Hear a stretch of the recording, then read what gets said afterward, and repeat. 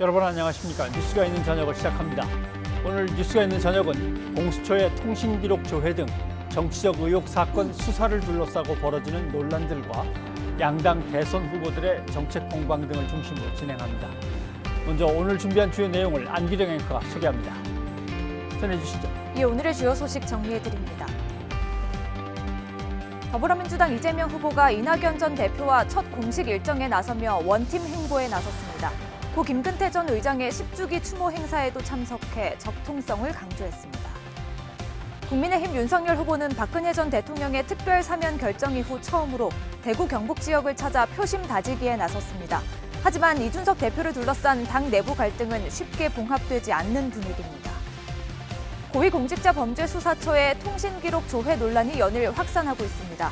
저희 제작진이 취재한 결과 윤석열 후보의 총장 재직 시절 검찰이 조회한 통신기록은 282만 건으로 근본적인 제도 개선이 필요하다는 목소리가 커지고 있습니다.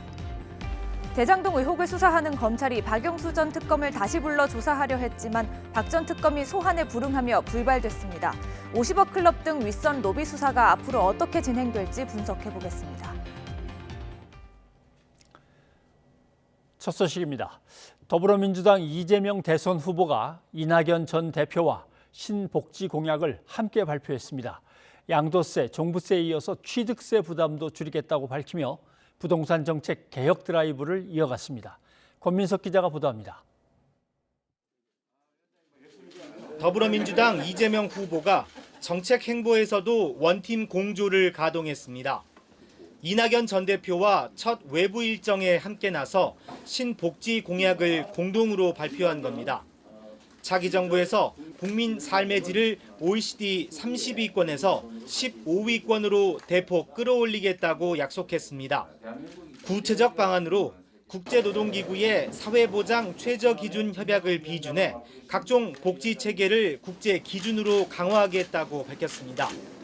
신복지는 소득, 주거, 노동, 교육, 의료, 돌봄, 문화, 환경 8개 영역에서 삶의 최저 기준을 보장하고 중산층 수준의 적정 기준을 지향하자는 것입니다.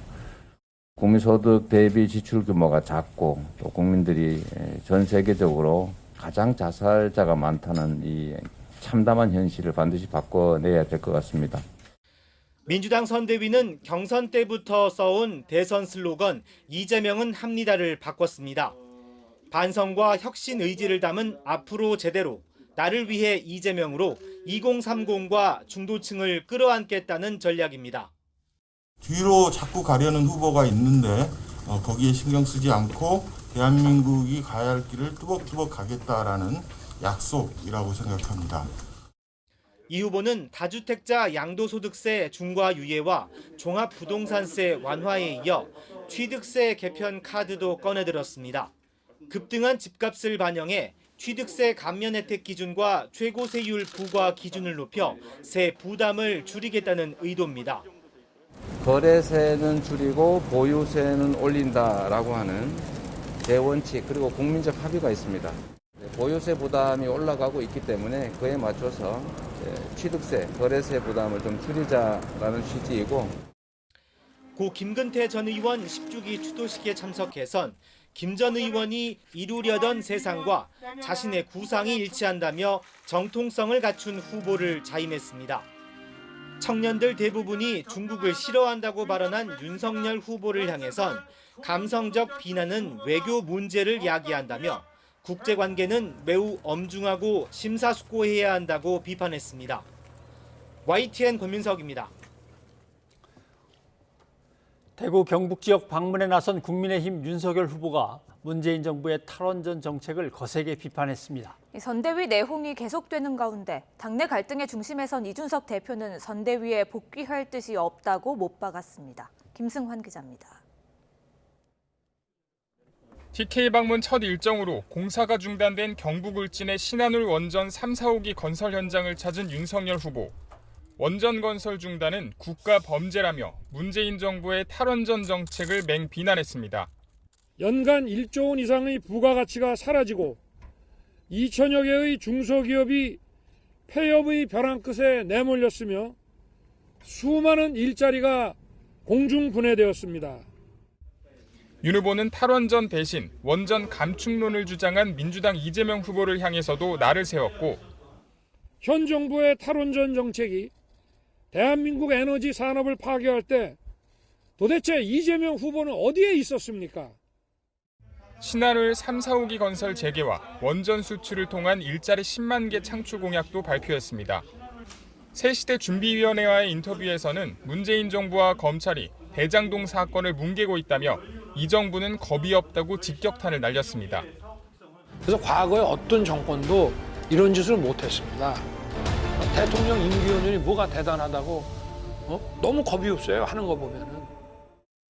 이런 가운데 이준석 대표를 둘러싼 갈등은 온전히 탈출구를 찾지 못하고 있습니다. 김기현 원내대표는 문제가 정리됐다며 기대감을 내비쳤지만 이 대표는 서로 자극하는 언행을 자제하기로 한 것뿐이라고 선을 그었습니다. 이어 선대위 복귀는 고려하지 않는다며 자신이 아닌 선거 대책에 집중해달라고 당부했습니다. 더 이상 선대위가 이준석 대책위원회 같이 돌아가는 것은 저 스스로도 굉장히 보기 안 좋고 국민들이 보기도 안 좋을 겁니다. 김종인 총괄선대위원장이 이 대표가 요구한 대대적 인적 쇄신 대신 운영 효율화를 택하면서 선대위 운영을 둘러싼 이견도 좁혀지지 않는 상황.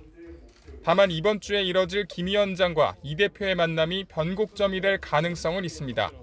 윤석열 후보는 TK 지역순회 일정 둘째 날엔 대구 곳곳을 훑으며 전통 지지층 결집 행보를 이어갑니다. 지지율 하락과 당 내용이 거듭되는 가운데 분위기 반전의 돌파구를 마련할 수 있을지 관심입니다. 경북 안동에서 YTN 김승환입니다. 고위공직자범죄수사처 공수처가 국민의힘 소속 의원들과 윤석열 대선 후보 부부의 통신 자료를 무더기로 조회한 것을 두고 국민의힘은 불법 사찰이라고 거세게 반발했습니다. 또 민주당 이재명 후보의 두 아들 관련 입시 의혹도 추가로 제기했지만 사실과 다른 것으로 드러나 서둘러 사과했습니다. 조성호 기자입니다. 국민의힘은 소속 의원 수십 명 말고도 윤석열 후보와 부인 김건희 씨의 통신 자료도 공수처가 들여다봤다고 밝혔습니다. 윤 후보는 권위주의 독재 시절에나 있던 짓이라며 강하게 비난했습니다. 이런 공수처 만들려고 그렇게 무리를 했는지, 우리 국민들이 왜 정권을 교체해야 되는지 그 이유를 자명하게 보여주는 것 같습니다. 김기현 원내대표도 김진욱 공수처장에게 책임을 물어야 한다고 목소리를 높였습니다. 국회 차원에서 김진욱 처장에 대해서 철저하게 책임을 묻고 충고할 것이고 모든 법적 조치를 통해서 김진욱 처장 즉각 탄핵시키도록 조치할 것입니다. 민주당은 불법 사찰이 있었다면 큰 문제라면서도 사안을 파악하는 게 먼저라는 입장입니다. 통신 자료를 협조받은 게 어떤 성격의 것인지 이 사실을 알아야 되기 때문에 임시국회 일정에 합의한 여야는 법제사법위원회에 김 처장을 불러 통신자료 조회 논란과 관련해 질의하기로 했습니다. 민주당은 윤 후보 처가 의혹을 추가로 제기했습니다. 윤 후보 장모 최모 씨와 아들들이 소유한 회사가 요양원을 운영하면서 요양급여 42억 원을 타냈는데 자격을 갖추고 적법하게 운영하는 시설인지 수사해야 한다는 겁니다. 야당 의원들은 이 후보 두 아들이 고려대에 수시 모집으로 입학하는 과정이 매우 불투명하다면서 맞불을 놨습니다. 그러나 민주당 선대위가 가짜뉴스라며 입학 과정을 공개하자 착오가 있었다며 유감의 뜻을 밝혔습니다. 이에 민주당은 잘못을 인정하지 않는 태도가 더 큰 문제라며 윤 후보의 공식적인 사과를 요구했습니다. 이재명 후보도 자신을 확정적 중범죄자라고 말한 윤 후보를 향해 역공에 나섰습니다. 그분이 이제 특수부 검사 출신이잖아요. 단정하는 경향이 있죠. 없는 죄도 만들고 있는 죄도 덮어줄 수 있다고 믿는 무소불위 특권 의식 같은 게 있습니다.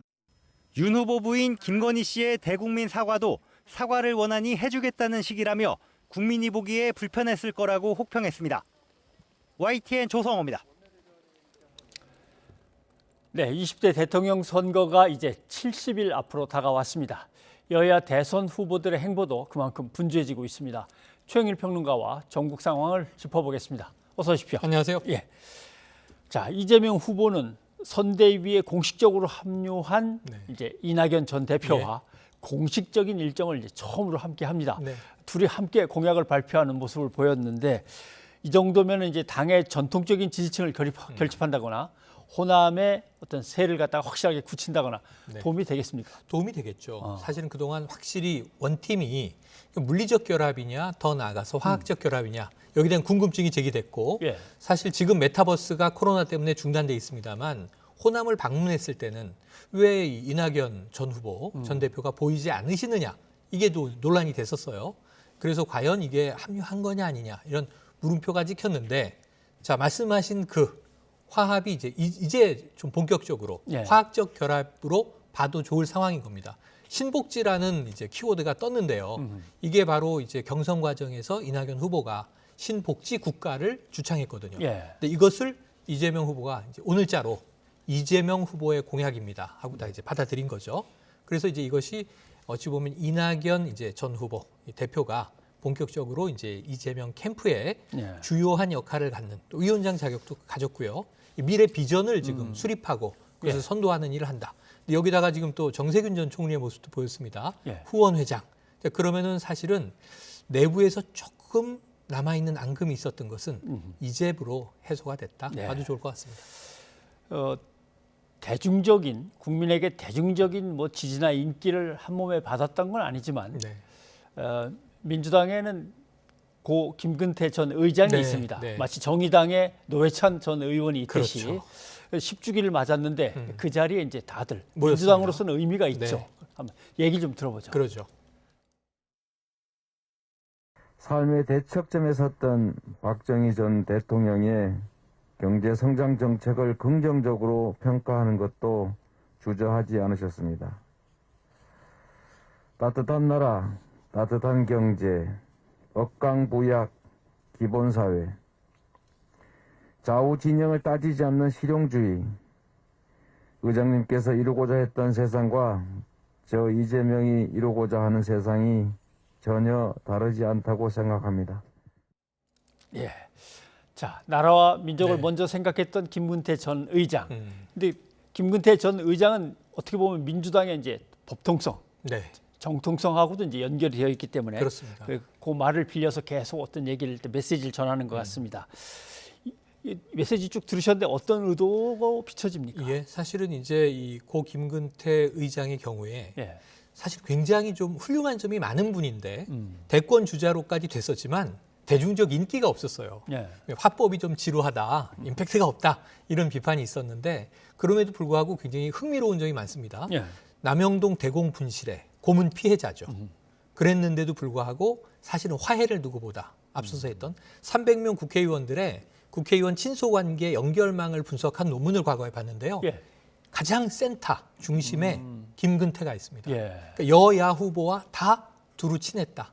설득력이 좋았죠. 이 GT 캠프라고 그 이제 이니셜을 따서 부르기도 했는데 지금 뭐 이인영 저 통일부 장관을 비롯해서 다 김근태 의장을 모시던 비서관 보좌관들이 현역 의원으로 뛰고 있습니다. 예. 뭐 초선의 허영 의원도 있고요.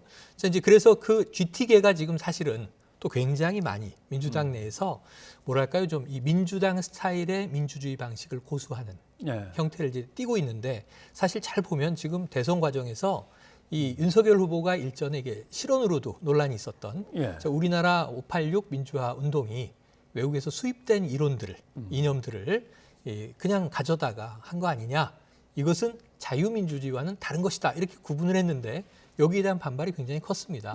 예. 민주화 폄훼로 들릴 수 있는 대목이었거든요. 근데 그것을 사실은 몸소 실천한 대표적인 인물로 예. 고 김근태 의장을 들 수 있기 때문에 오늘 아마 이 김근태 의장 이 추모 여기서는 민주당 의원들이 상당히 좀 전의를 불태웠을 것이 예. 2012년 대선 앞두고 돌아가셨는데 그때 마지막 유지가 2012년을 점령하라. 어허. 그랬는데 그 선거에서 패했잖아요. 예. 박근혜 대통령이 이제 탄생했습니다. 그 유지가 이번 선거에 다시 한번 불타오를 것인가 이런 의지를 다졌을 것으로 봅니다. 자, 윤석열 후보는 이제 대구, 경북, 충북을 돕니다. 네. 일단 대구, 경북부터 갔습니다. 그런데 다른 때와는 다르죠. 박근혜 전 대통령의 사면이 있었고 거기에 이제 바로 직후에 이제 간 건데 그렇죠. 메시지가 상당히 많을 것 같습니다. 어떻습니까? 이 대구, 경북 이 방문에서 뭔가를 확실하게 굳혀야 되는데. 엊그제 사면 분석을 하면서 그런 얘기를 드렸죠. 혹여라도 지금 윤석열 후보나 그 선대위에서 이제 걱정하고 있는 것은 자, 윤석열이 박근혜 전 대통령을 잡아넣었고 문재인 대통령이 사면으로 풀어줬다. 이런 논리가 형성되면 큰일 나는 거죠. 그래서 지금 굉장히 정치적인 또 정서적인 예. 인간적인 이런 표현을 써서 자신은 검사로 그때 직무에 충실했을 뿐이지만 예. 정치적, 정서적, 인간적으로는 박 전 대통령에게 미안함을 가지고 있다.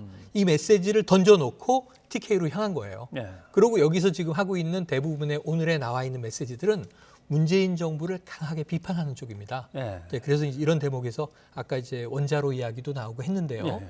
그 이제 탈원전에 대한 비판도 강하게 했고, 예. 그다음에 이재명 후보에 대해서는 오락가락한다. 예. 이번 정부도 마찬가지로 뭐 제대로 한 게 뭐가 있느냐 예. 하는 강성 비판으로 지금 TK 행보를 시작을 했습니다. 알겠습니다. 탈원전 정책을 어느 정도 비판하는지 한번 좀 들어볼까요? 네, 들어볼까요? 예. 뭐 세제부터 시작해서 뭐 원전 정책까지 맨날 바뀌거든요. 어? 이렇게 말했다가 자기들이 또 빅데이터 돌리고 여론조사해서 불리하다 그러면 또 바꾸고. 이재명 후보도 지금 아까 내가 말씀드렸지만 탈원전만이 정답이라고 수차 외쳐왔어요. 그런데 이게 아무래도 탄소 중립에 이게 좀 문제가 있으니 탈원전 폐기라는 말은 못하고 다시 애매하게 난. 예. 아무튼 대구 경북 지역 경제가 상당히 나쁘지 않냐? 그렇죠. 제가 대구 경북을 위한 10대 공약을 이렇게 내겠다. 발표합니다 하는데 네. 그중에 이제 공항을 새로 건설해서 네. 공항을 중심으로 한 거대한 그것도 발전. 수건 사업이죠. 예. 그리고 이제 탈원전 이렇게 네. 제시를 했습니다. 정부 정책을 갖다 이제 계속 때리는 건데 탈원전 폐기. 그래서 원전을 추진한다는 건데, 근데 지금 이제 들으신 말씀을 들으면 문재인 정부와 굉장히 원전, 탈원전, 친원전, 탈원전 뭐 충돌하는 것 같잖아요. 예. 사실은 전혀 그렇진 않아요. 왜냐하면 문재인 정부에서 공론화 과정을 통해서 자 신고리 원전 5, 6호기의 건설을 중단할 거냐 계속할 거냐. 예. 근데 거기서는 계속해야 한다. 매몰 비용이 너무 크다. 그래서 신고리 원전 5, 6호기까지 짓기로 결정이 된 겁니다. 짓고 가동이 되겠죠. 그럼 탈원전은 언제 되는 거냐면 최소 60년 후예요. 이번 정부에서는 멈춰서는 원자로가 하나도 없는데 고리원전 1호기 지금 멈춘 것 때문에 난리가 나지 않았습니까? 그 검찰이 수사 들어가고 산업부 장관 이제 조사받고 기소되는 상황까지 가고. 그랬는데 어쨌든 탈원전은 60년 후의 얘기니까 정권이 몇 번 더 바뀌어야 됩니까? 12번 더 바뀌어야 되는 거예요. 예. 그때 탈원전이 될지 안 될지는 그때 상황에 따라 그렇죠. 다르겠죠. 이건 장기 전략이고 지금 김부겸 총리가 참여한 원자력 혁신위원회에서 무슨 결정을 했냐면 자 소형 모듈 원자로를 한번 우리가 3조 7천억 정도를 투입해서 개발해 보자. 이게 정말 안전하고 그리고 이제 실용성이 있다면 한번 개발해서 써보자. 그래서 이게 혁신형 소형 모듈 원자로가 지금 개발되는데 정부가 투자하고 있거든요. 그러니까 탈원전의 길을 쭉 가는데 탄소 중립이 여의치 않고 화력 발전은 줄여야 하고 그다음에 대체 에너지는 요원하고 그렇죠. 그렇다면 중간 과도적인 또 이 어떤 전력 생산 방식은 필요하겠죠. 알겠습니다. 그러니까 정부는 모든 분야에 다각적인 투자를 하고 있고 그렇죠. 탈원전은 12번의 정권이 바뀐 이후의 그러니까 이야기다. 이렇게 원전 말씀드릴 수 정책은 있습니다. 에너지 정책의 한 부분인 거죠. 그렇죠. 원전이 목표는 아닙니다. 근데 그죠? 탄소 제로가 세계적인 목표인데 그렇죠. 실행하는 나라는 많지는 못해요. 그걸 하나 이상으로 놓고 달려가는 거죠. 예. 탈원전도 어찌 보면 먼 훗날에 이뤄야 할 과제이지 지금 당장 이번 정부나 차기 정부에서 멈춰서는 원자로는 없을 겁니다. 앞으로 진행되면서 계속 기술이 개발되기도 하고 네. 또 에너지의 가격이 서로 왔다 갔다 하기 그렇죠. 때문에 어떤 네. 걸 더 집중적으로 할 건지도 맞습니다. 그때그때 결정하는 건데 지금 이념에 의해서 절대로 안 된다, 아니다, 꼭 해야 된다, 딱 결정하기 좀 어려운 상황인 것 같습니다. 자, 그런데 반대로 지금 이 여론조사를 보면 골든 크로스라 이제 살짝 겹쳤다, 아니 이렇게 겹쳤다, 뭐 교차했다 이런 얘기가 나왔는데 그게 아니고 교차는 했고 벌어지고 있는 중이란 말입니다. 네, 맞습니다. 윤석열 후보의 지지율이 자꾸 뒤처지는 지금 그런 상황이에요. 그러니까 이제 여전히 이재명 후보가 이야기한 데드 크로스로 봐도 무방합니다. 이재명 후보는 소폭 오르거나 정체돼 있거나 혹은 소폭 하락하거나 이런 이제 그 어떤 프록체이션이라 그러죠. 그 들뜸의 현상이 이 폭이 크진 않아요. 하지만 소소하게 오르락내리락하고 있는 유지하고 있는 이 박스권이라고도 부르고 이 와중에 윤석열 후보의 추이가 중요한데 하락세가 이재명 후보보다 큰 거죠. 그러니까 이제 크로스가 살짝 일어났는 듯 했는데 오차범위 내였지만 이제는 격차가 벌어지는 추세가 나타나기 시작했다. 네. 이게 굉장히 지금 윤석열 후보를 초조하게 만드는 것이고 불안한 지점이고요. 그런데 지금 아까 잠깐 짚었지만 민주당은 선대위의 팀워크가 좋아지고 있어요. 예. 그런데 지금 이 국민의힘은 선대위가 내홍으로 아직도 이 이준석 대표의 거취 문제가 어떻게 될지 알 수가 없어요. 입장도 다 제각각이고 또 바뀌기도 하고 예. 그렇게 정책에 대한 얘기만 바뀌는 게 아니라 지금 각 선대위 내부에 주요 요직에 있는 사람들의 입장이 하루에도 여러 가지 메시지가 나오니까 예. 국민들이 보기에는 혼돈하거든요. 그러면 이게 팀워크가 있는 것이냐. 선대위는 지금 제대로 목표를 향해서 순항하고 있는 조직이냐. 예. 김종인 총괄선대위원장이 내가 다 잡겠다 나섰는데 어떻게 다 잡는지는 지금 오늘 나온 얘기는 그거예요. 6본부 체제를 해체하고 재편하십시오. 이게 이준석 대표 주장이었는데 조직을 재편하지 않고 그대로 두되 운영상의 묘를 가지고 예. 좀 이제 더 효율을 내보도록 하겠다. 근데 그게 뭔지 아직 확인된 바는 없으니까 모호성에 빠져 있는 거죠. 이 와중에 이제 윤석열 후보는 정부를 때리고는 있는데 지난 일요일부터 후폭풍에 이제 쌓여 있는 배우자의 사과는 과연 국민 눈높이에 맞았던 것이냐.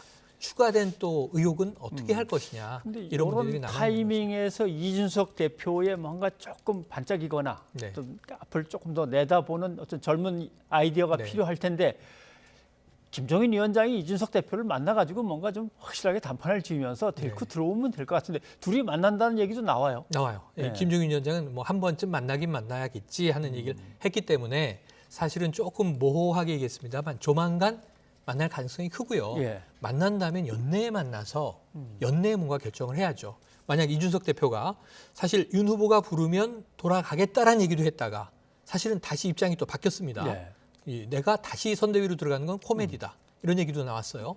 그러면 이제 연내로 김종인 위원장을 만난다면 김종인 위원장도 이미 짚은 바가 있는데 네. 선대위로 돌아오진 않을 것이다.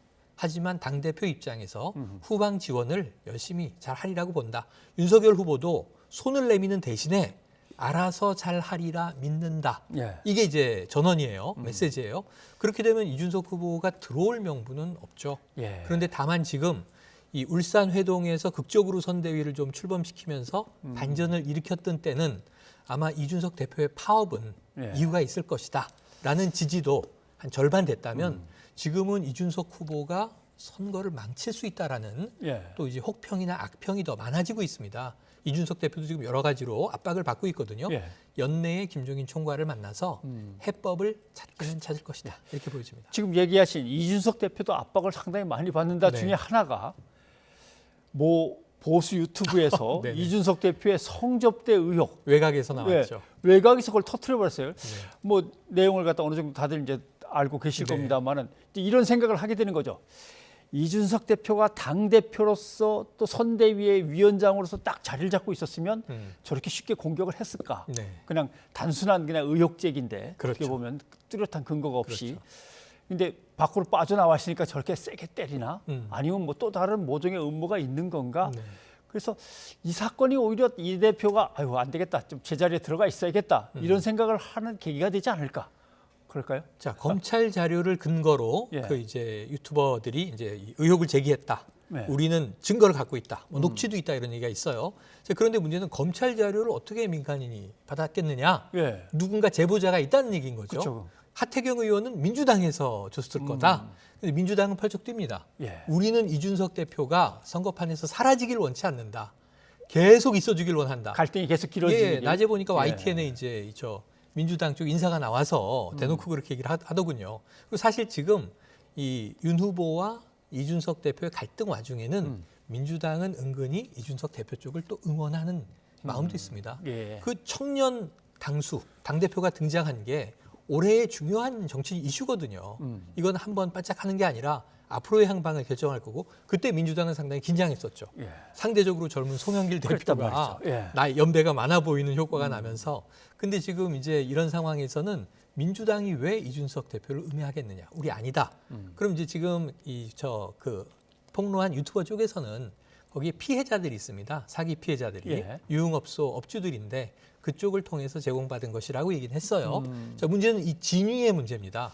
그러니까 검찰에서 조사한 자료 안에 예. 그쪽이 원하는 정보들을 가공해서 집어넣은 것 같다는 게 이준석 대표의 추정이에요. 일단 고발하겠다고 했습니다. 고소. 그러니까 이거는 이제 허위 사실에 의한 예. 명예훼손으로 당사자가 고소를 한다고 했으니까 앞으로 수사를 통해서 그렇죠. 진위가 밝혀질 텐데 그 사이까지도 또 이게 얼마나 많이 돌아다니겠어요. 그렇죠. 그다음에 당내에서는 이준석 대표의 입지를 또 흔들기 위한 하나의 소재로 이제 활용될 것이고 자기들이 정치적으로 원하는 뭔가를 막 네. 끼얹는 것 같다는 이준석 대표의 말에 그렇습니다. 정치적으로 뭘 원하는데 그렇죠. 라고 하는 거. 이제 이것도 또 당에서는 분란의 요소가 될 수 있기 때문에 좀 계속 지켜봐야 될 갈 것 것 같습니다. 같습니다. 예. 자, 최영일 평론가 여기까지 듣겠습니다. 고맙습니다. 고맙습니다.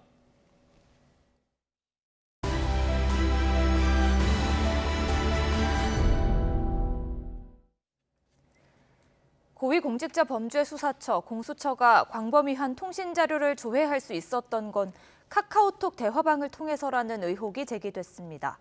사실상 영장만 있으면 단체 대화방 참여자들의 전화번호를 통째로 확보할 수 있는 것으로 알려졌습니다. 김다연 기자입니다. 언론인과 정치인을 상대로 무더기 통신 사찰 논란이 불거진 고위공직자범죄수사처. 공수처의 광범위한 통신자료 조회는 카카오톡 메신저에 대한 영장 집행 등으로 가능했던 것으로 파악됐습니다.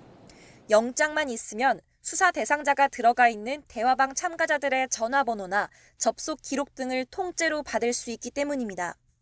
다만 이름이나 주소 같은 인적 사항이나 서버에 2, 3일만 저장되는 대화 내용은 제공되지 않습니다. 해당 번호들이 누구 것인지를 파악하기 위해 수사기관에서는 통상 이동통신사에 영장이 필요 없는 통신자료 조회를 통해 개인정보를 확인하게 됩니다. 그러니까 자신이 속한 메신저 단체 대화방에 한 명이라도 수사 대상자가 있으면 전화번호를 시작으로 개인정보가 줄줄이 털릴 수 있다는 겁니다. 이런 절차는 통상적인 수사 기법으로 알려졌는데 논란은 계속돼 왔습니다. 지난 2014년엔 세월호 집회를 수사하던 경찰이 2,000명 넘는 카톡 가입자의 전화번호를 수집한 사실이 알려지면서 과잉 수사 논란이 일었지만 당시 법원은 허용된 범위를 넘어서 개인정보가 압수됐다고 볼 수 없다고 판시했습니다. 적법한 절차라도 수사 대상자가 아닌 사람의 번호가 쉽게 유출되는 건 부적절하다는 지적이 나오는 가운데 공수처 측은 수사 중인 사안에 대해선 확인해 줄 수 없다고 입장을 전했습니다. 검찰은 사찰 논란과 관련해 시민단체에 고발장을 접수하고 김진욱 처장에 대한 수사에 착수했습니다. YTN 김다연입니다. 통신기록 조회 논란 공수처뿐만이 아닙니다. 뉴스가 있는 저녁 취재 결과 지난해 전체 수사기관에 제공된 통신자료 건수는 약 548만 건에 달했습니다. 특히 국민의힘 윤석열 대선 후보가 총장으로 재직하던 시절 검찰이 조회한 통신 기록은 282만 건이었는데요. 이에 근본적인 제도 개선이 필요하다는 목소리가 커지고 있습니다. 김자양 PD가 취재했습니다. 언론인을 포함 일반 국민 160여 명과 국민의힘 소속 의원 77명의 통신 기록을 조회했다는 의혹을 받는 고위공직자범죄수사처. 여기에 국민의힘은 윤석열 대선 후보와 부인 김건희 씨에 대한 통신 기록까지 조회했다며 김진욱 공수처장을 사퇴시켜야 한다고 목소리를 높였습니다. 국회의원 78명, 우리 윤석열 대통령 후보 그리고 그 가족에 대한 불법 사찰의 횟수가 계속 밝혀지고 있습니다. 문재인 대통령은 당장 공수처장을 사퇴시켜야 합니다. 윤 후보 역시 공수처를 독일 나치 정치 경찰인 게슈타프에 비유하며 비판했습니다. 과연 공수처만의 문제일까? 뉴스가 있는 저녁 제작진 확인 결과 윤 후보가 검찰총장으로 재직한 2019년 하반기부터 2020년까지 검찰이 조회한 통신 기록은 282만 건에 달했습니다. 검찰과 경찰을 포함한 사정기관의 통신 기록 조회는 어제 오늘의 얘기가 아닙니다. 과학기술정보통신부가 발표한 자료를 보면 지난해 검찰, 경찰, 국정원 등 수사기관에 제공된 통신자료 건수는 약 548만 건에 달합니다. 국민 10명 중 1명의 개인정보가 수사기관에 제공된 겁니다. 물론 사정기관의 통신기록 조회가 사건 피의자에 대한 적법한 수사 방법이란 주장도 나옵니다. 공수처 관계자는 뉴스가 있는 저녁 제작진과의 통화에서 통신기록 조회는 영장을 통해 피의자와 통화한 사람들의 전화번호를 받으면 통신사의 누구인지 확인하는 절차에 불과하다고 설명했습니다. 그러면서 70명이 넘는 야당 의원들의 통신 기록이 조회된 건 같은 당 의원 2명이 피의자 신분이기 때문이라고 강조했습니다. 하지만 수사기관이 통신 기록 조회를 통해 사건의 직접 당사자가 아닌 일반인들까지 누구와 언제 통화하는지를 파악할 수 있다는 점에서 적절한 통제가 필요하다는 지적이 제기됩니다. 특히 최근엔 카카오톡 등 SNS 단체 대화방이 활성화되면서 일반인들에 대한 통신 기록 조회가 더 빈번하게 이뤄질 수밖에 없는 환경이라는 지적도 나옵니다. 국회에서 이 통신 자료를 이제 영장 없이 가져가는 문제에 대해서 개선 입법을 여러 차례 시도를 했었는데요. 번번이 이제 그 임기 만료로 폐기되거나 아니면은 다른 뭐 대검이나 경찰청, 국정원 등의 반대로 인해서 좌절이 됐었는데, 그래서 수사기관이 통신 자료를 확보할 때 법원의 통제를 받도록 하는 방식으로 바뀔 필요가 있고요. 실제 이 내용을 담은 관련 법안은 지난 20대 국회에서 2차례 발의됐지만 모두 임기 만료로 자동 폐기됐고 이번 국회에서도 2건이 계류 중입니다. YTN 김재양입니다. 박범계 법무부 장관이 국민의힘 윤석열 후보의 부인 김건희 씨에 대한 검찰 수사에 대해 가이드라인을 준 것이 아니냐는 비판이 일자 반박하고 나섰습니다. 전임 장관 시절 총장의 수사 지휘가 배제돼 있어 직접 보고받지 못하고 있다고 설명했습니다. 한동호 기자입니다. 전주로서 상당한 금액이 참여돼 있다. 검찰이 국민적 의혹에 합당한 결론을 내야 한다. 도이치모터스 주가 조작 사건에 연루된 김건희 씨 수사를 두고 박범계 장관이 방송에서 한 말입니다. 검찰의 수사 가이드라인을 제시했다는 비판이 쏟아지자 박 장관은 발언 사흘 만에 열린 간담회에서 적극 반박했습니다. 있는 그대로 그냥 받아들여 주십시오. 수사 가이드라인 아닙니다. 전임 장관에 의해서 총장의 수사 지휘가 배제되어 있기 때문에 구체적이고 직접적인 수사 정보를 보고받지를 못하고 있습니다. 그러면서 지휘 배제를 어떻게 한다고 하면 일각에선 강력히 문제 제기할 것 같다며 총장 의견을 들어보고 깊이 있게 검토해보겠다고 덧붙였습니다. 대장동 의혹 수사에 대해선 먼저 주요 피의자와 참고인의 잇따른 극단적 선택에 안타깝고 송구하다며 고개를 숙였습니다. YTN이 단독 보도한 수사팀의 쪼개기 회식에 대해서도 불찰이었다며 상당히 유감스러운 일이었다고 소회를 밝혔습니다. 그럼에도 남은 로비 의혹 수사는 수사팀이 최선을 다해줄 거라 기대했습니다. 대장동 수사는 어려운 상황에서 나름대로 최선을 다해왔다고 생각합니다. 수사팀이 이쪽 축 부분도 최선을 다해줄 거라고 그렇게 기대하고 있습니다. 종결 시점은 제가 예상할 수도 없고. 수사력 부재와 사찰 의혹 등으로 코너에 몰린 고위공직자 범죄수사처에 대해선 존폐 문제 등을 왈가왈부하기 어렵다면서도 요청이 있으면 수사 인력 파견을 적극 검토하겠다며 손을 내밀었습니다. 박근혜 전 대통령 사면엔 오랫동안 문재인 대통령의 고민, 고뇌가 있던 걸로 알고 있다며 한순간에 결정된 게 아니라 과거 입원 과정, 치료 내역, 진단서 등이 하나하나 보태진 결정이라고 설명했습니다. 고발 사주 의혹 등이 불거진 대검찰청의 수사정보 정책관실에 대해선 폐지하고 재설계하겠다며 정보 수집과 검증 기능을 분리하고 책임을 명확히 하겠다고 강조했습니다. YTN 한동우입니다. 국민의힘 윤석열 대선 후보의 측근으로 꼽히는 윤대진 검사장의 친형, 윤우진 전 용산 세무서장의 뇌물수수 의혹에 대해서 검찰이 6년 만에 무혐의 결론을 뒤집고 재판에 넘겼습니다. 하지만 윤 후보가 당시 수사를 무마했다는 의혹에 대해서는 공소시효가 지났다며 불기소 처분을 내렸습니다. 손효정 기자입니다. 지난 2012년 뇌물수수 혐의로 경찰 조사를 받다가 돌연 해외로 도피했던 윤우진 전 용산 세무서장. 9개월 만에 국내로 압송돼 수사가 이어졌지만 지난 2015년 검찰은 대가성이 없다며 윤 전 서장을 무혐의 처분했습니다. 해외로 왜 도피하셨죠? 도피 자금은 어떻게 마련하셨나요? 하지만 4년이 흘러 윤석열 국민의힘 대선 후보가 검찰총장으로 지명된 뒤 당시 윤 후보가 윤 전 서장에게 검찰 출신 변호사를 소개해줬다는 의혹이 제기됐습니다. 윤 전 서장은 윤 후보의 측근 윤대진 검사장의 친형인데 윤 후보가 친분을 바탕으로 수사를 무마해준 게 아니냐는 게 의혹의 핵심입니다. 관련 고발장을 접수한 검찰은 수사무마 의혹과 함께 윤 전 서장의 뇌물수수 사건 재수사에 착수했고 결국 윤 전 서장의 혐의를 인정하며 6년 전 수사 결과를 뒤집었습니다. 검찰은 윤 전 서장이 2억 원이 넘는 뇌물을 받았다며 특정범죄가중법상 뇌물 혐의를 적용했습니다. 세무 업무의 편의를 봐주는 대가로 육류업자와 세무자로부터 각각 4,300여만 원, 1억 6천여만 원 상당의 뒷돈을 받았다는 게 검찰 판단입니다. 과거 무혐의 처분이 뒤집힌 배경에 대해 검찰은 압수수색과 광범위한 계좌 추적, 관련자 수십 명 등을 다각도로 조사한 결과 범죄 혐의를 입증해 기소했다고 설명했습니다. 그러나 윤 전 서장에게 변호사를 소개해주고 경찰에 압수수색 신청을 6차례 반려하는 등 당시 수사를 무마한 혐의로 고발된 윤석열 후보와 윤대진 검사장은 불기소 처분됐습니다.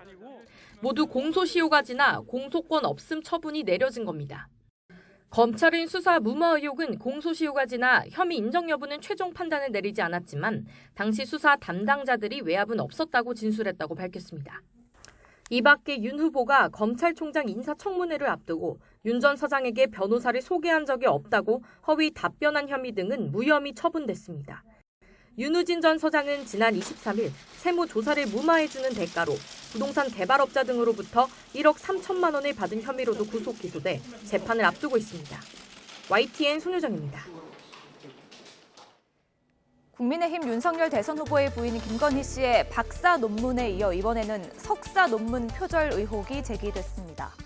김 씨는 지난 1999년 숙명여대 교육대학원에서 미술교육학 석사 학위를 땄는데요. 그런데 표절 검증 프로그램으로 분석한 결과 당시 김 씨가 제출한 논문의 표절 수치가 42%에 달한다는 언론 보도가 나왔습니다. 현재 표절 판정 기준은 20% 내외로 이를 훌쩍 넘은 것은 물론이고 논문 총 48페이지 가운데 43페이지에서 표절 정황이 확인된 것으로 전해졌는데요. 논란이 커지자 국민의힘은 22년 전 논문에 현재의 기준을 적용했기 때문에 표절로 단정할 수 없다고 선을 그었습니다. 윤석열 후보 역시 당시 기준에 따르면 문제가 없다고 강조하면서 김현미 전 국토부 장관 사례를 들었습니다. 얼마든지 외부 검증기관에서 하는 거에 대해서 그걸 제가 반대할 이유는 없고요. 김현미 국토부 장관 케이스하고 다르지 않았다. 그리고 그 당시에도 그 당시 기준에 의해서 인사청문회 때 문제 없는 것으로 그런 결론이 났었다는 얘기만 전 들었고 자세한 얘기는 알지 못합니다. 실제 지난 2017년 김현미 전 국토부 장관의 인사청문회 당시 김 전 장관의 2000년 연세대 석사 논문에 대한 표절 의혹이 제기됐는데요. 하지만 연세대의 연구윤리 규정이 그 이후 제정됐다는 등의 이유로 학교 측은 표절이라고 판단하지 않았습니다. 이에 대해 조국 전 법무부 장관은 SNS를 통해 자신은 32년 전 서울대 석사 논문에 대해서도 검증을 받았다며 국민의힘을 향해 똑같이만 하라고 꼬집었는데요. 추미애 전 법무부 장관은 김 씨가 학위를 반납해야 한다고 주장했습니다. 숙명여대 대학원의 석사 논문은 출발이잖아요. 그걸 전제로 해서 박사학위도 따고 또 대학 교수 지위도 획득하고 했기 때문에 그 출발 자체가 무너진 것이나 마찬가지잖아요. 그래서 그 논문 표절 의혹에 대해서도 정정당당하게 다시 검증을 받아야 되는 것이고요. 또 그것이 사실이라면 학위 반납을 해야 된다. 그런 다음에 용서를 구해야 된다 하는 겁니다. 민주당 이재명 대선 후보 역시 석사 논문 표절 논란에서 자유롭지 못한 상황인데요. 이 후보는 지난 2005년 가천대에서 석사 학위를 받았지만 논문 표절 의혹이 불거지자 이를 인정하고 학위를 반납하겠다고 밝혔습니다. 오늘은 라디오 방송에 출연해 반납한 학위를 제발 취소해달라고 학교 측에 촉구했습니다. 제가 인용 표시 안 해가지고 그게 표절이잖아요. 제가 인정하고 나한테 내 인생이 별로 꼭 필요한 것도 아니고 또 잘못됐으니까 반납했는데요. 그냥 학교에서 취소해 주면 됐는데 안 하시더라고. 이 정도는 괜찮대요. 그래서 필요 없다. 좀 제발 취소해 달라. 지금 그러고 있는 중인데. 김건희 씨의 논문 표절 의혹에 대해 숙명여대는 전례가 없는 상황에 대해 파악 중이고 빠른 시일 내에 입장을 내놓겠다고 밝혔습니다.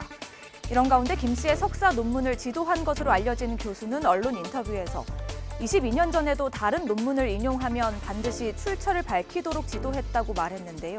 그러면서 김 씨의 논문에 대해 지금의 연구 윤리 기준으로는 심사를 통과하기 어려웠을 것이라며 결국 양심의 문제라고 지적했습니다. 뉴스가 있는 저녁 안규령입니다. 네, 공수처가 국민의힘 소속 의원들 그리고 윤석열 후보와 부인 김건희 씨의 통신 기록을 조회한 것을 두고 논란이 일고 있습니다.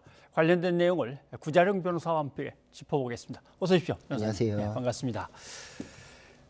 자, 통신 기록을 조회했다 그러면 뭘 조회한 게 되는 겁니까? 기록이라는 거와 내용이라는 거와 좀 이렇게 혼란스럽긴 한데. 네, 그래서 용어를 좀 구분할 필요가 있는데 통신 자료라는 게 있고 통신 사실 자료라는 게 있습니다. 그래서 통신 자료는 그 회선으로 가입되어 있는 회원의 인적 사항, 이름, 주민등록번호, 사는 곳 이렇게 처음에 가입될 때의 정보, 이걸 통신 자료라고 하고 통신 사실 자료는 그 가입자가 어떤 회선과 통화를 했는지 문자를 주고받았는지 그 통화 내역, 그러니까 그 언제 누구와 통화했다, 요 그런 이제 수치들이 나오는 그런 자료를 말합니다. 그러면 통화한 사람의 전화번호까지는 보는 겁니까? 맞습니다. 그러니까 내용을 알 수는 없는데 누구와 언제 몇 분간 통화했다, 문자를 주고받았다 이런 내용들은 나오는 것입니다. 그러면 이제 그 번호가 수상하다 그러면 그 번호의 사람을 이제 또 참고인으로 부르거나 이제 수사를 해 나가겠군요. 그렇죠. 그래가지고 이것은 수사에서 피의자가 입건되면은 범죄 혐의가 의심되는 그 범위를 정해가지고서 조회를 하고 그 안에 좀 이상한 그런 흐름이 있다면은 그 전화번호 상대방도 조회를 하고 그래서 혐의가 없다고 생각되면 여기서 빼야 됩니다. 그래서 지금 양쪽에서 주장하는 것 중에서는 이제 서로 뭐 일리가 있는 부분도 있고 좀 과한 주장도 있는데 좀 한 명에 대해서 혐의가 없거나 민간인으로 모임에도 불구하고 여러 차례 진행됐다거나 이런 거는 좀 의문스러운 부분이고 그리고 처음에 시작점에 있어서 범죄 혐의로 시작됐다면 그것은 이제 적법한 절차에 의한 진행으로 얘기하는 것도 그것도 이제 한번 또 따져볼 만한 그런 부분이 있는 것입니다. 알겠습니다. 그런데 지금 뭐 대충 한 500만 건, 또 뭐 300만 건 이런 식으로 얘기가 나오니까 이 정도면 과하다고 볼 수 있는 건지, 근데 뭐 수사를 갖다 얼마나 열심히 많이 했는가에 따라 또 달라질 테니까 좀 파악하기가 좀 어려운데 변호사님 보시기에는 어떻습니까? 그래서 지금은 뭐 절차에 따라 가지고 했기 때문에 합법이다라는 변명이나 한쪽에서는 뭐 민간인 사찰이다라고 주장하는 게 의혹 수준에서는 양쪽 다 얘기할 수 있지만 아직 어떤 결론을 내리기에는 좀 성급한 면이 있습니다. 왜냐하면 수사 필요성이라는 거는 무슨 수사에 대해서 어떤 기간 동안에 대해서 수사하기 때문에 필요로 했다. 이게 확인되기 전에는 과하다, 과하지 않다를 논하기는 좀 어렵거든요. 그래서 지금 공수처에서는 아직 수사가 진행 중이기 때문에 내용을 밝히지 않는데 그 내용이 확인됐을 때 이것에 대해서도 위법, 불법 이런 것이 이제 확인될 수 있을 것입니다. 예를 들면은 뭐 국민의힘의 권성동 의원 같은 경우 그런 말을 한 것 같습니다. 아니 조사 수사를 받아본 적도 없는데 언제 내 기록을 가져갔단 말이냐라고 하는데 이 말은 그럼 조금 다른 겁니까? 좀 다를 수 있습니다. 왜냐면은 그 입건이 돼가지고 꼭 피의자 신분이 되어야만 이 조회가 들어갈 수 있는 것은 아니고요. 내사 단계에서도 법원을 통해 가지고 영장을 발부받을 수가 있습니다. 그러니까 그 전에 수사의 밀행성을 위해 가지고 비밀리에 조회를 할 필요가 있기 때문에 이게 절차적으로는 가능한 것이고 그것이 그 절차 안에서 합법적으로 됐는지는 또 별개의 문제다 이렇게 볼 수 있습니다. 알겠습니다. 그러면 결국 공수처가 어떤 수사를 어떤 식으로 했는지 나중에 내용을 밝혀봐야 적법했는지 그다음에 과하지는 않았는지 이런 게 다 이제 나오겠군요. 그렇죠. 왜냐하면은 공수처는 그 대상자 자체가 고위공직자여야 하고 범죄 그 수사할 수 있는 대상도 좀 제한적이기 때문에 기자에 대한 부분, 또 김건희 씨는 민간인 이런 부분들에 대해서는 어떤 고위공직자의 공범의 혐의가 있을 때 수사 대상이 될 수 있거든요. 그러니까 왜 그쪽으로까지 타고 넘어갔는지 이 부분은 석연치 않은 부분이 있기 때문에 공수처의 해명이 있기 전에는 이 부분을 딱 어느 쪽으로 규정짓기는 어렵습니다. 그렇습니다. 알겠습니다. 그리고 대장동 수사도 좀 얘기를 좀 들어봐야 될 것 같습니다. 박영수 특검을 이제 다시 검찰이 이제 소환을 했습니다. 근데 안 나가겠다고 한 것 같습니다. 이렇게 되면은 강제로 불러낼 수 있는 겁니까? 원칙적으로는 소환에 계속 불응을 했을 경우에는 체포해가지고서 강제 수사로 할 수 있는데 박영수 특검도 이제 검찰 출신이기 때문에 그 정도 수준까지 거부하거나 이러지는 않을 것이고 자기가 방어권 행사의 준비의 필요성에 따라 가지고 좀 미룬 것으로 보이는데 아마 다음번에는 소환 조사 응하지 않을까 이렇게 예상이 됩니다.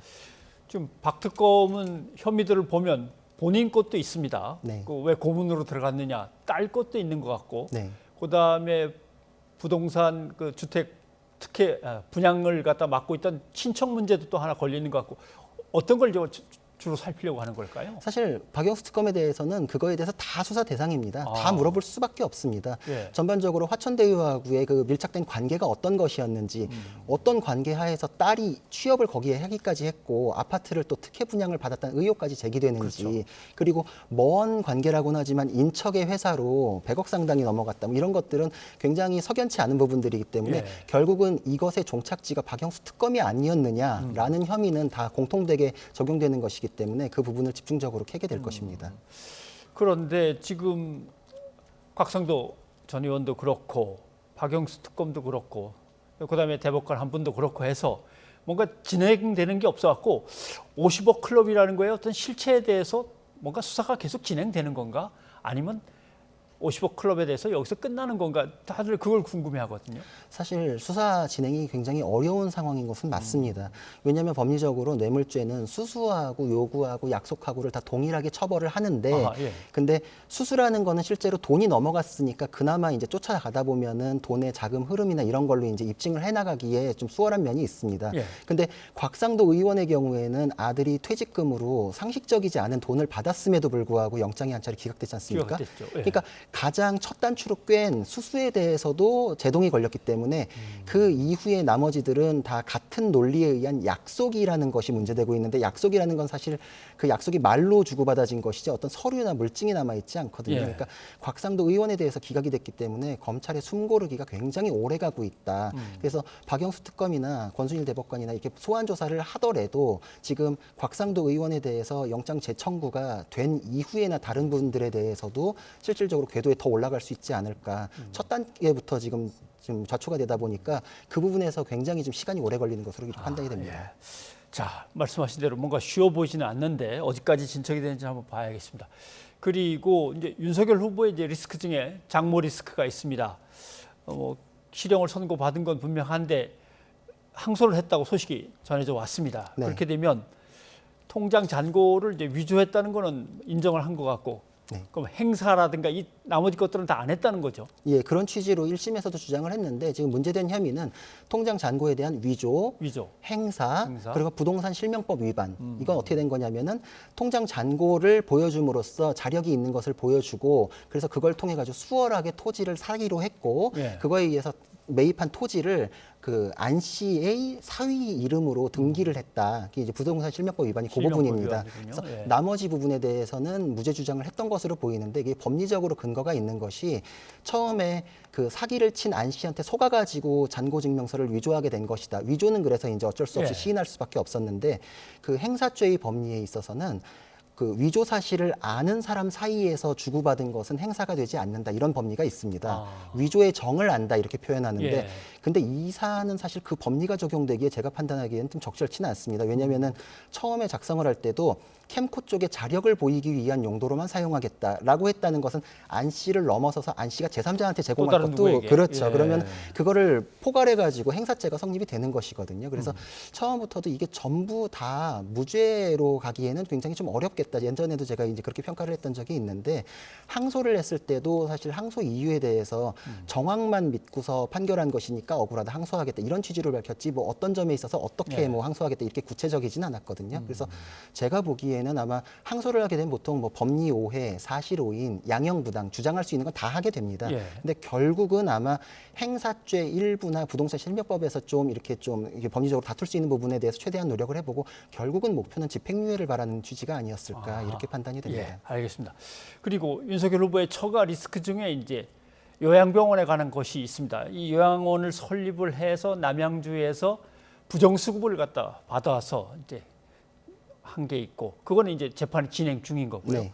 그다음에 또 부당한 이득을 갖다가 한 40억 원 뭐 챙겼다, 이 얘기도 나왔는데, 이거는 어떻게 재판에 영향을 서로 주게 되는 사안인가요? 줄 수 있습니다. 예, 오늘 의혹이 나온 게 아직은 이제 첫 단계이기 때문에 사실이 확인된 것은 아니지만, 요양병원에 대해서는 보통 제가 이제 그런 사건들도 꽤 해봤는데, 예. 그 방법을 아는 사람만 계속합니다. 예, 그거는 그 전체 병원 설계를 해야 되기 때문에 아무나 할 수 있는 범죄는 아니기 때문에 만약에 또 다른 요양병원이 있고 지금 이제 처가의 윤석열 후보의 처가의 가족 회사가 그 요양병원 별도의 것을 또 운영하는 게 있다 이런 의혹 제기가 된 것인데 네. 그게 패턴이 똑같다면은 지금 현재 진행 중인 사건에서는 1심에서 유죄도 선고된 상태에서 지금 항소심이 진행되고 있기 때문에 영향을 미칠 수 있고 그 항소심에서도 쟁점은 동업자들 사이에서 책임 면제 각서가 진짜냐 가짜냐라는 걸 논하는데 다른 요양병원에서 똑같은 방식으로 하고 있는데 오버랩 되는 게 있다면 이게 굉장히 나는 거기서 안 하겠다고 하면서 빠져나왔다라는 게 신빙성에 타격을 입을 수 있기 때문에 영향을 미칠 수 있습니다. 예, 알겠습니다. 자, 오늘 여러 건 수사에 대해서 얘기를 들어봤는데 여기까지 하고 또 궁금한 건 나중에 또 기회를 보도록 하겠습니다. 고맙습니다. 감사합니다.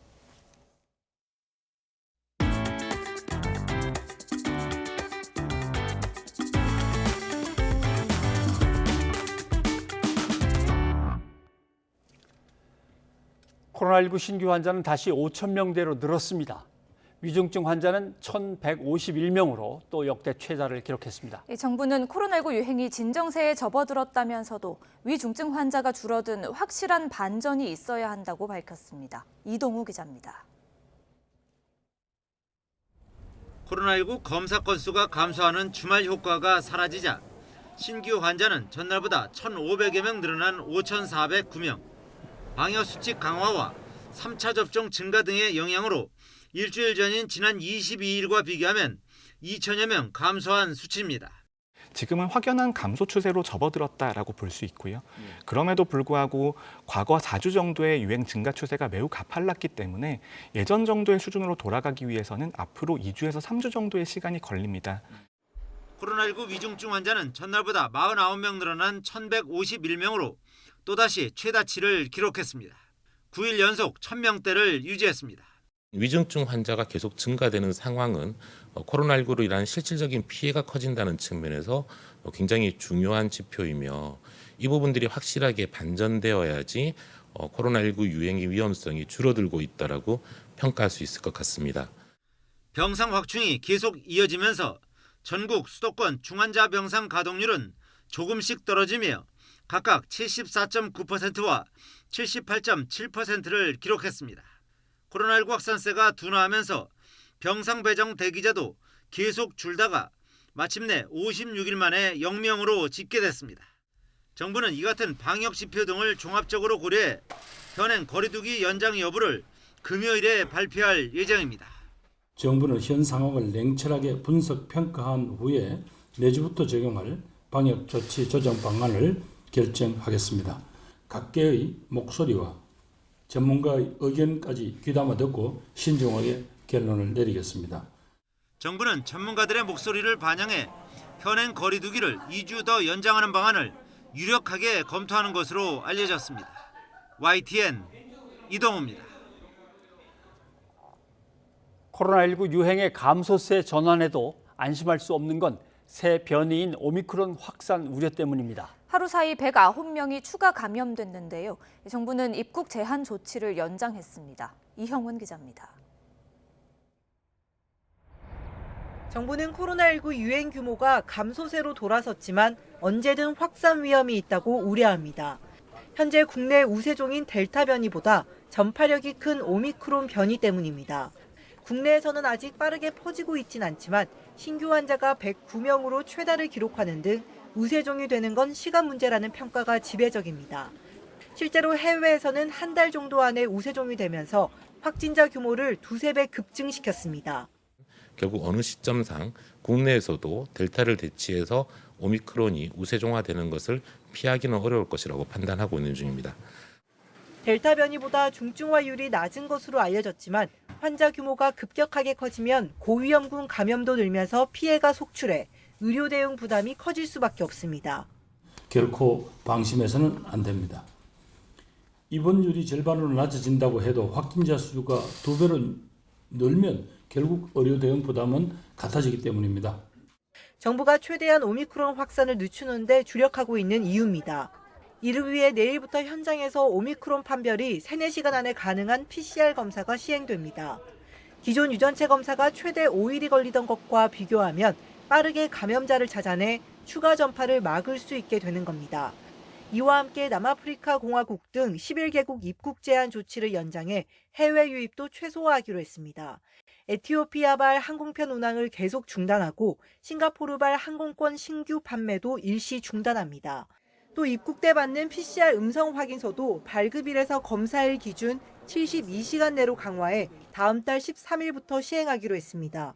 YTN 이영훈입니다. 연말연시 동해안의 대형 숙박업소는 대부분 예약이 꽉 찼고 오는 31일 강릉으로 가는 KTX도 거의 매진됐습니다. 새해 첫날 해맞이 인파가 몰릴 것으로 보이는데요. 일부 시군만 해변을 폐쇄하기로 해 풍선 효과가 우려되고 있습니다. 송세혁 기자가 취재했습니다. 새해 첫날이면 전국에서 해맞이객 수만 명이 몰리는 강원도 속초 해수욕장입니다. 속초시는 올해 이어 내년 새해 첫날에도 오전 4시부터 9시까지 출입을 전면 통제하기로 했습니다. 코로나19 확산을 막기 위해서입니다. 1.2km 해변을 따라 울타리와 통제선을 치고 공영주차장 5곳도 문을 닫습니다. 삼척시도 새해 첫날 오전 6시부터 8시까지 삼척해수욕장을 폐쇄합니다. 강릉시는 오는 31일 오후 6시부터 1일 오전 9시까지 전망대와 다리 등 주요 해변 구조물에 출입을 막습니다. 또 강릉 지역 해변 16곳은 폐쇄하지 않는 대신 직원을 배치해 방역 수칙 계도 활동을 펼칩니다. 해맞이 시간에 일시에 군중이 몰리는 장소로의 이동은 최대한 자제하여 주시기를 간곡히 호소드립니다. 강원 동해안 해맞이 행사도 2년 연속 모두 취소됐습니다. 하지만 연말연시 동해안 대형 콘도와 호텔은 대부분 예약률이 100%에 육박합니다. 일부 숙박시설은 대기 예약도 3-40건에 이릅니다. 전체 객실의 절반만 예약을 받도록 한 지난해와 달리 올해는 별다른 예약 제한도 없습니다. 인원은 4명이시고 그 이상이 되시면은 5명부터는 이제 직계 가족인 거를 확인을 해주셔야지 투숙이 가능하시고요. 오는 31일 서울에서 강릉과 동해로 가는 KTX도 거의 매진됐습니다. 동해안 일부 시군은 새해 첫날 해변을 폐쇄하지 않기로 해 해당 지역으로 해맞이객이 몰리는 풍선 효과도 우려됩니다. YTN 송세혁입니다. 네, 오늘 공주대 부설 특수학교 설립 간담회에 대통령 부부가 참석했습니다. 네, 더는 특수학교 문제로 부모들이 무릎을 꿇지 않게. 그런데 이런 물음이 떠오르실 겁니다. 보십시오. 대통령 부부가 개교식도 아니고 설립 간담회까지 가야 되나? 그리고 갑자기 웬 충남 공주대. 네. 자, 답을 얻기 위해서 우선 이 사건 기억나시죠? 한번 보십시오. 예, 2017년입니다. 장애 학생 부모들이 특수학교를 설립하게 해달라고 반대하는 주민들한테 무릎을 꿇습니다. 그리고 3년 뒤에 나름대로 학교가 세워지는 장면입니다. 이게 그런데 3년 걸린 게 아닙니다. 서울 시내의 특수학교 이거 하나 추가하는데 반대가 하도 심해서 17년이 걸린 겁니다. 정부는 이때부터 장애 학생을 위한 특수학교 문제를 해결하기 위해 새로운 그림을 그립니다. 보십시오. 국립대학교 안에다가 아예 특수학교를 부설로 집어넣어야겠다. 중고등학생뿐만 아니라 대학생이 되어서 그 성인이 되어서까지도 필요한 교육과정도 미리 마련해야겠다. 그래서 공주대에 특수학교가 기공식을 가진 거고 이런 것들을 배우게 되는 거죠. 대통령 부부가 직접 참석한 이유가 이것입니다. 다시는 장애 학생 부모가 무릎을 꿇지 않도록 해야 한다는 결의를 보인 거죠. 자, 그런다고 세상이 그렇게 쉽게 바뀌는 건 아닙니다. 보십시오. 경기도 시흥에서 장애인 부모들이 특수학교를 제발 설립해달라고 호소하기 시작해서 6개월이 지나서 드디어 특수학교의 시작을 보게 됐습니다. 시흥시에 초중고 900명 장애 학생들이 있는데 이 학생들에게 학교를 마련해 주기 위해서 예산도 있고 계획도 있고 다 있는데 지방자치단체가 부지를 구하려고 나서다 보니까 부지를 못 구하는 겁니다. 그게 6개월이나 걸렸습니다. 자, 보십시오. 지금 전국의 특수학교 대상 학생은 9만 8천 명입니다. 자기가 사는 지역에 특수학교가 없으면 새벽 5시에 아이들을 깨워가지고 휠체어를 가지고 보조기를 싣고 학교가 있는 곳으로 떠나야 됩니다. 아예 가족이 못 견뎌서 학교가 있는 그곳으로 이사도 갑니다. 문제는 학교 용지를 구하기 어렵다는 거죠. 학교 용지를 구할 때 장애인 특수학교는 특례 대상에 집어넣어 줘야 됩니다. 그래야 그나마 학교 부지를 구하기가 좀 쉬워집니다. 그런데 이 법안은 지금 국회에서 잠자고 있습니다. 자, 그러니까 결국 어떤 겁니까? 아이를 키우려면은 대통령도 정부도 국회도 지방자치단체도 열심히 뛰어야 하는 것입니다. 변상욱의 앵커 리포트였습니다.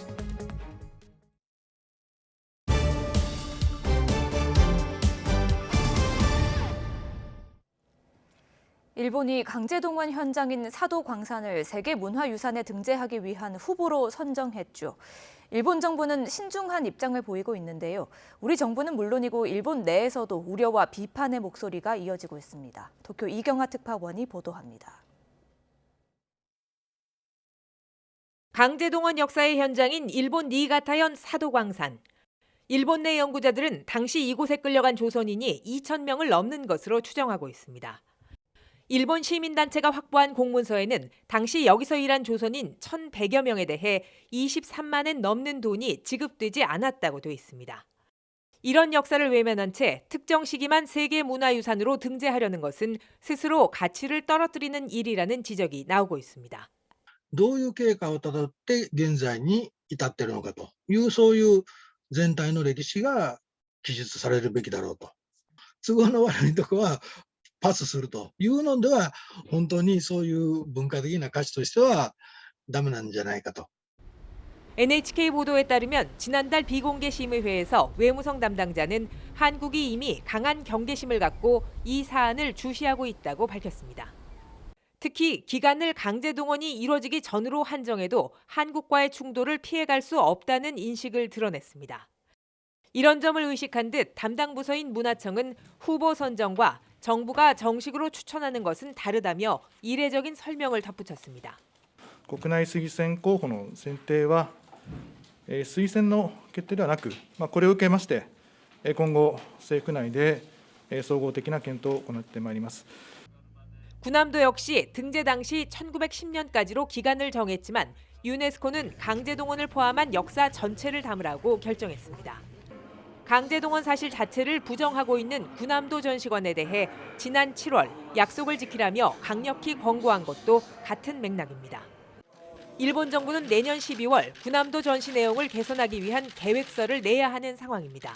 世界遺産委員会におけます決議勧告を真摯に受け止め、我が国政府が約束した措置を含めて、それらを誠実に履行してきております。我が国のこうした立場を踏まえて、適切に対応していきたいと。 유네스코의 입장이 명확한데 내년 2월 일본이 강제동원을 뺀 채 추천서를 낼 경우 등재가 어려울 것이라는 전망도 나옵니다. 한국 정부는 이미 철회를 요구하며 강력한 외교적 대응에 나설 것이라고 밝혔습니다. 한일 관계의 새로운 악재로 떠오른 사도광산을 놓고 앞으로 한 달 뒤 일본이 어떤 결정을 내릴 것인지가 초미의 관심사로 떠올랐습니다. 도쿄에서 YTN 이경아입니다. 지난 성탄절 오후 CJ 대한통운 택배노조가 택배비 인상분이 불공정하게 배분되고 있다며 어제부터 무기한 총파업에 들어갔습니다. 물류 대란도 현실화되고 있습니다. 윤혜리 기자입니다. CJ 대한통운의 물류터미널에 택배 상자들이 수북히 쌓여 있습니다. 쉴 새 없이 움직이며 배송품을 분류하던 컨베이어 벨트도 멈췄습니다. 지난 28일부터 택배노조 CJ 대한통운 조합원 1,700여 명이 무기한 파업에 들어갔기 때문입니다. 택배기사들의 파업으로 이곳 물류센터에서만 택배 16만 개가 배송되지 못하고 쌓였습니다. 조합원들은 CJ 본사 앞에서 결의대회도 열어 총파업 의지를 다졌습니다. 책임져라! 책임져라! 책임져라! 책임져라! 이들은 CJ 측이 지난 6월 택배노조와 맺은 사회적 합의를 제대로 지키지 않고 있다고 규탄했습니다. 특히 택배 요금 올해 인상분 170원 가운데 무려 70%를 초과 이익으로 가져간다고 주장하면서 기사들의 몫을 더 늘리라고 촉구했습니다. 그래서 CJ는 올해 사회적 합의로 인상한 요금 170원과 내년에 인상 예정인 100원을 택배 노동자들의 처우 개선에 모두 사용해야 된다는 게 저희 노동조합의 일관된 요구입니다. 조합원들은 또 CJ 측이 택배 업무 표준계약서에 당일 배송 주 6일제와 같은 가로를 조장하는 조항을 담았다며 철회하라고 촉구했습니다. 이에 대해 CJ 측은 해당 조항이 노사가 합의한 주 60시간 근로를 초과하지 않고 택배비도 인상폭과 상관없이 절반가량을 기사들에게 주고 있다고 반박했습니다. 양측 입장이 평행선을 달리고 있는 가운데 전국적인 배송 대란 가능성은 적다는 게 배송업계 안팎의 관측입니다. 파업 인원이 전체 CJ 택배 기사 2만 명 가운데 8.5%에 불과하기 때문입니다. 다만 CJ 대한통운 전체 물량의 20%가량은 정상 배송되지 못할 것으로 추산돼 연말연시 물류 차질은 불가피할 전망입니다. YTN 윤혜리입니다. 지난 성탄절 오후 경북 경주에서 교통사고가 일어나 사고 차량에 불이 붙었습니다. 이를 목격한 시내버스 기사가 차량을 멈추고 소화기로 불길을 잡아 더 큰 피해를 막을 수 있었습니다. 이윤재 기자입니다. 교차로에 차량 2대가 충돌한 채 멈췄습니다. 앞부분을 부딪힌 경차에서 불길이 치솟습니다. 1차로를 달려오던 시내버스는 사고를 보고 그 자리에 멈춥니다.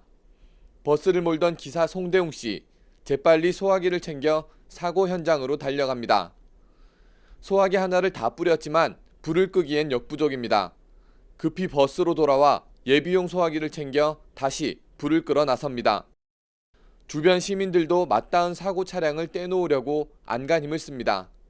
이제 불을 꺼야 되겠다는 생각 하나 가지고 이제 내려가지고 바로 진압했거든요. 소화기 다 쓰고 나니까 없다 하니까는 뒤에 소화기 없으세요 물어보니까 차에서 가지고 오시더라고. 가게에서도 갖고 나오셨고요. 송 씨와 시민들이 힘을 합친 덕에 다행히 불길은 잦아들었습니다. 사고 차량에 타고 있던 20대 여성도 큰 부상을 피했습니다. 차량 화재에 몸을 사리지 않고 나선 송 씨는 누구라도 했을 일이라며 말을 아낍니다. 큰 피해가 없어야 될 것 같아가지고 그럼 무작정 달려갔어요. 다친 사람이 없었으니까 다행이다 생각하고 했는 일도 없었는데 별로 뭐 사소하다고 생각하고. 맹추위와 칼바람이 전국을 덮쳤던 성탄절, 위험을 무릅쓰고 사고 현장에 뛰어든 버스기사와 시민들의 의로운 행동이 한겨울 추위마저 녹였습니다. YTN 이윤재입니다.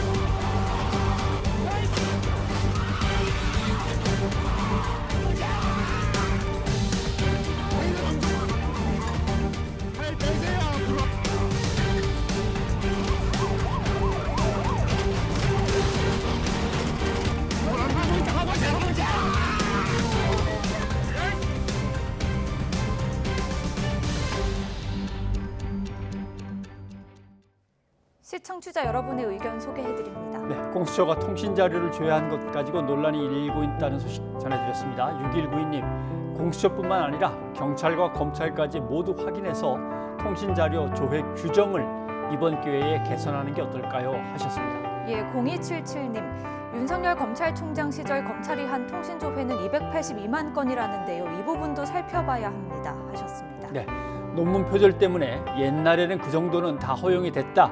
아니다, 내 거는 취소해달라. 논란이 일고 있는 것 전해드렸죠. 유튜브에서 정경님이 학문 연구와 논문 작성을 위해 밤낮으로 노력하는 사람들은 이런 일들을 볼 때마다 허망할 것 같습니다. 하셨습니다. 예, 여기까지 여러분의 의견 소개해드렸고요. 오늘 뉴스가 있는 저녁은 여기까지입니다. 네, 저희는 내일 다시 찾아뵙겠습니다. 여러분 고맙습니다.